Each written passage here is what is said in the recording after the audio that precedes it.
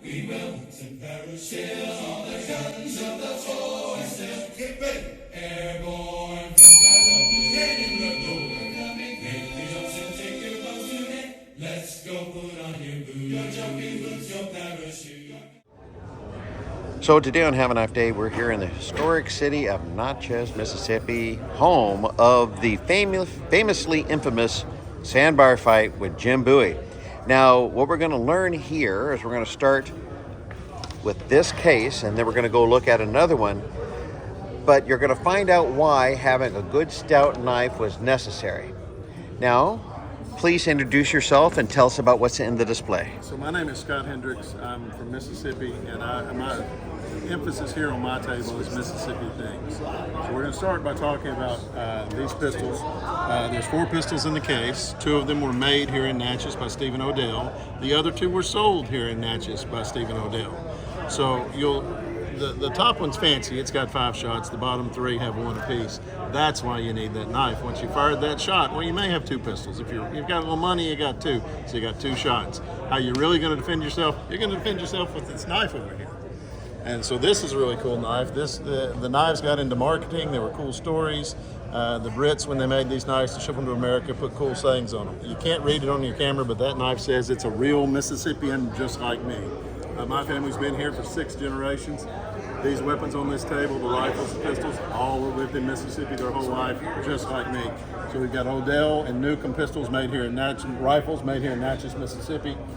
But you still just have 1 shot in your rifle, 1 shot in your pistol, and that knife will work all day long. And these particular black powder rifles are percussion caps. We have a fine example of a flintlock. Well, that came from a table down the way. I couldn't resist a cannon barrel pistol from London. Well, that definitely has a big mouth that'll say something, at least once. It'll get your attention at least one time. But again, you need your knife after the fact. And also at the same time, some of these would be considered to be derringers. So the front 3 pistols in this case would all be derringers. The 3rd pistol back was made by Henry Derringer, but sold to Stephen Odell in Natchez as an agent and so marked. The front 2 are derringers made by Mr. Odell. Southern makers would make as many as they can, and they would also import some and ship them. So the 3rd gun came from Philadelphia. And the 3rd one is a percussion cap. Yes. And that would be kind of like a secondary pistol. Or what would you consider the carry? Well, when they started making those, that design started in the 1830s, 1840s. It was state of the art. Now you got a little bit later in the 1840s, you started having multi shots with a cylinder. Mid 1850s, I think Smith & Wesson had the bored through cylinders, so you actually had a cartridge.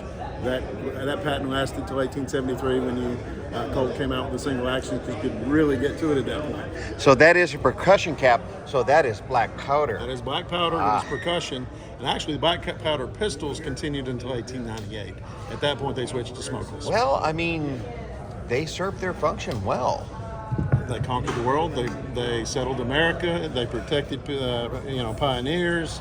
They did nefarious things. They robbed banks. They robbed trains. They did everything you needed to do with a pistol. Everything that you enjoy that might be cowboy or frontier related, all predominantly was done by this. So let me say this about the frontier. Most people in America forget the frontier until about 1850 is the middle part of America.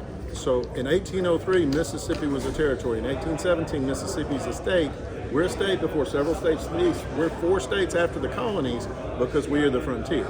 If you wanted to go west, you came through Mississippi, Missouri, those states to go west. So you wanted the Oregon Trail, you started somewhere here. And you would stop in Mississippi or the river towns, Natchez, Memphis, St. Louis, and buy you a Derringer and go west. The gold rush was single-shot pistols, unless you were really wealthy to afford a Colt. There was still black powder percussion guns. Well, that's really fascinating. Thank you for sharing your history with us. And as always, have a nice day. Have a nice day. We will send parachutes on the guns of the forces. Get ready. Airborne.